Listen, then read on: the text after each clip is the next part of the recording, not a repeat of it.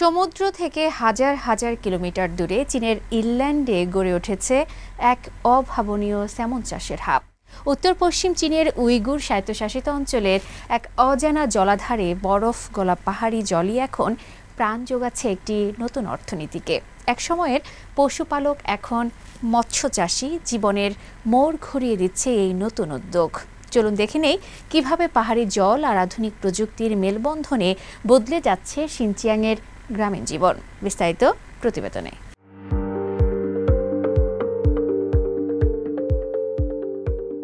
উত্তর পশ্চিম চীনের Xinjiang Uyghur স্বায়ত্তশাসিত অঞ্চলের নিলকা জেলার নিকটে অবস্থিত চিলিনতাই জলাধার, যা আগে একেবারেই কম পরিচিত ছিল, এখন অপ্রত্যাশিতভাবে স্যালমন চাষের নতুন কেন্দ্র হিসেবে আবির্ভূত হচ্ছে। হাজারো কিলোমিটার সাগর থেকে দূরে অবস্থিত এই জলাধার থিয়ানশান পর্বতমালার গলিত বরফ থেকে প্রাপ্ত শীতল পানি এবং নিয়মিত তাপমাত্রার কারণে ঠান্ডা জলপানির মাছের জন্য আদর্শ পরিবেশ তৈরি করেছে।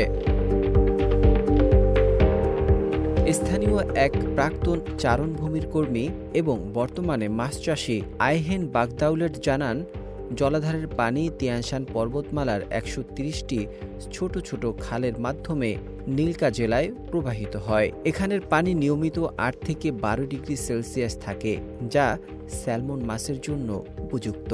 ২০২১ সালে একটি জৈব কৃষি কোম্পানি এখানে স্যালমন চাষের উদ্যোগ নেয়। এতে স্থানীয় অর্থনীতি ও কর্মসংস্থানে নতুন দিগন্ত উন্মোচিত হয়। বাগদাউলেট তখন জীবিকার জন্য নতুন পথ গ্রহণ করে। তিনি বলেন, আমি তখন চারণ পথে কাজ করতাম। প্রথমে পানি দেখলে ভয় লাগত, কিন্তু ধীরে ধীরে অভ্যস্ত হয়ে গেলাম। তিনি তার প্রথম দিনের অভিজ্ঞতা শেয়ার করেন। প্রথমবার নেট কেজে গেলাম। ছোট মাছগুলো দেখতে খুব সুন্দর মনে হলো। আমার শিক্ষক আমাকে মাছ খাওয়ানোর পদ্ধতি দেখালেন। তারপর নিজে শুরু করলাম। প্রথমে সঠিকভাবে ছিটিয়ে দিতে পারিনি, কিন্তু কয়েকদিনের মধ্যে অভ্যস্ত হয়ে গেলাম। হাতের ব্যথা থাকলেও মাছগুলোতে আনন্দ দেখতাম। বাগদাউলেট স্যালমন চাষের পুরো প্রক্রিয়া ব্যাখ্যা করেন। তিনি বলেন, আমরা আমদানিকৃত মাছের ডিম হ্যাচারিতে রাখি। ডিম ফুটে ছোট ছোট মাছ জন্ম নিলে তাদেরকে নেট কেজে স্থানান্তর করি। মাছ বড় হলে আকার অনুযায়ী শ্রেণীবিন্যাস করা হয়। ১৫০ গ্রাম ওজনের মাছকে বড়, মাঝারি ও ছোট আকারে ভাগ করা হয়। হ্যাচারি থেকে বাজার পর্যন্ত প্রক্রিয়াটি ৩ বছর সময় নেয়।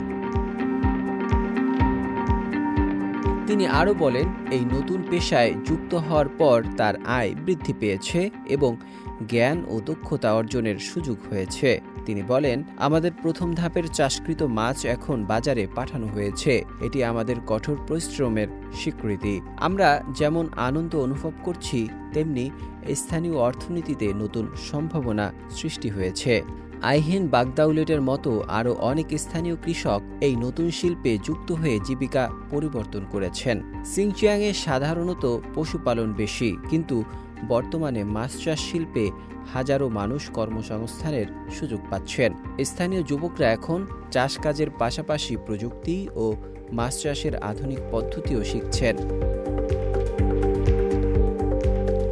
চিলিনতাই জলাধারের এই উদ্যোগ শুধুমাত্র অর্থনৈতিক সুবিধা দেয়নি, বরং স্থানীয় সমাজে নতুন জীবনধারা ও উদ্যমের সঞ্চার করেছে।